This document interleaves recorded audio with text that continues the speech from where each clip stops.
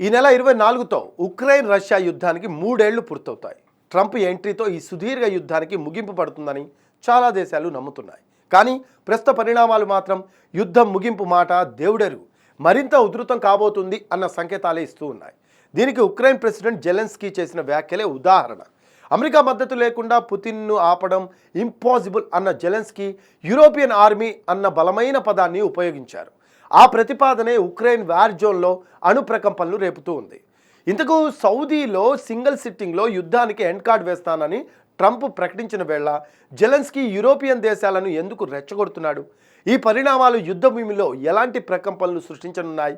Ukraine Russia యుద్ధం విషయంలో president Trump అతని సహచరులు చేస్తున్న ప్రకటనలు చూస్తే ఈ యుద్ధాన్ని వారు ఎలా డీల్ చేస్తున్నారో అర్థమవుతుంది. డీల్ మేకింగ్ ప్రాసెస్లో అమెరికా, ఉక్రెయిన్, యూరోప్ను దాదాపు పక్కన పెట్టింది.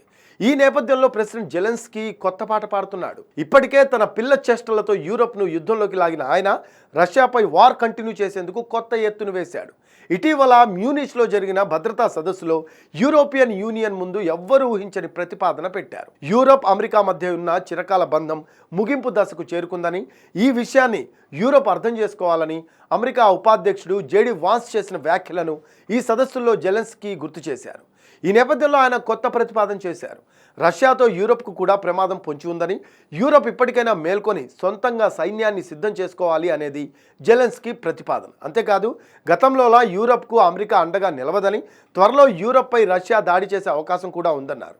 యూరోపియన్ దేశాలు ఉమ్మడిగా సైన్యాన్ని సిద్ధం చేసుకోవాల్సిన టైం వచ్చిందని జెలెన్స్కీ ప్రతిపాదించడం వెనుక చాలా పెద్ద వ్యూహమే కనిపిస్తూ ఉంది. తమకు అమెరికా నుంచి సహాయం అందదని జెలెన్స్కీకి స్పష్టమైంది. ట్రంప్ యుద్ధాన్ని ముగించినా అది రష్యాకు ఫేవర్గానే ఉంటుందని అర్థమైంది. దీంతో అనూహ్యంగా యూరోప్ ఆర్మీ వ్యూహాన్ని తెరపైకి తెచ్చాడు. యూరోపియన్ యూనియన్కు ఉమ్మడిగా ఒక ఆర్మీ ఉంటే తమలో ఎవరిపై శత్రువు దాడి చేసినా అంతా ఏకమై ఓడించవచ్చు అనేది జెలెన్స్కీ ఆలోచన. అందుకు ఇప్పటికే నాటో ఉంది, కానీ దానికి అమెరికా బాస్గా వ్యవహరిస్తోంది. పైగా ట్రంప్ నాటోను లైట్ తీసుకుంటున్నారు. ఇటీవలే ప్రపంచంలో ఎవరినైనా తాము ఒంటరిగా ఎదుర్కోగలం అని ప్రకటించారు. కాబట్టి అమెరికా ఇకపై ఎవరి రక్షణకు సహకరించకపోవచ్చు. అందుకే జెలెన్స్కీ యూరోప్ ఆర్మీని ప్రతిపాదించారు. కానీ జెలెన్స్కీ ప్రతిపాదనకు EU ఆమోదం తెలుపుతుందని అనుకోకూడదు. అయితే యూరోప్ ముందు కూడా వేరే ఆప్షన్స్ లేవు. నాటో తరహాలో మరో కూటమి కట్టే అవకాశాలను కొట్టిపారేయలేము. అదే జరిగితే యూరోప్ రావణ కాష్టమే అవుతుందని చెప్పాలి. అయితే యూరోప్ సొంత సైన్యం అనే ఆలోచన కొత్తదేమీ కాదు. అమెరికా మీద ఆధారపడటాన్ని తగ్గించేందుకు యూరోపియన్ దేశాలకు సైనిక వ్యవస్థ ఉండాలని గతంలో అనేక మంది నాయకులు ప్రతిపాదించారు. ఫ్రాన్స్ అధ్యక్షుడు ఇమాన్యుయల్ మేక్రాన్ కూడా ఈ ప్రతిపాదనకు మద్దతు ఇచ్చారు. EU ఫారిన్ పాలసీ చీఫ్ కూడా దీన్ని సమర్థించారు.